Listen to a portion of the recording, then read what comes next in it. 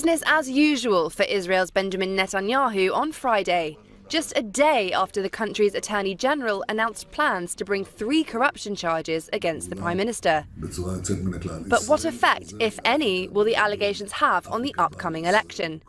The veteran right-wing leader faces a coalition of upstart centrist rivals who are proving to be fierce challengers. Reuters' Stephen Farrell is in Jerusalem. Netanyahu's problem is that the corruption allegations aren't the only problem.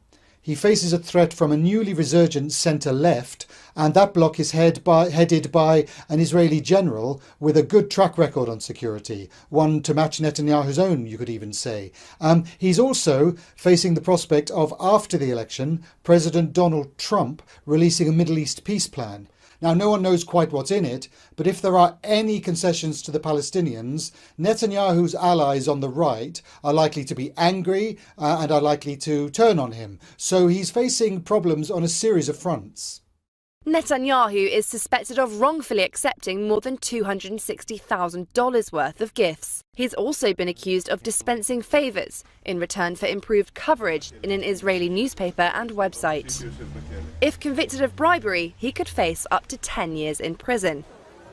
Netanyahu denies any wrongdoing and has dismissed it as a political witch hunt.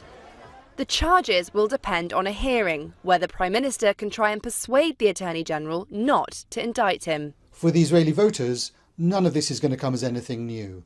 The leaks of the allegations have been going on for months. The investigations have been very long running. So it's possible that the Israeli electorate has already factored into Netanyahu what they think of him. This may change nothing.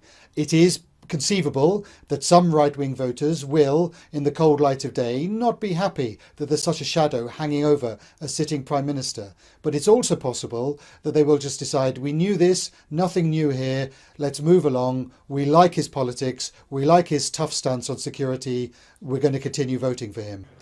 The polls open on April 9th.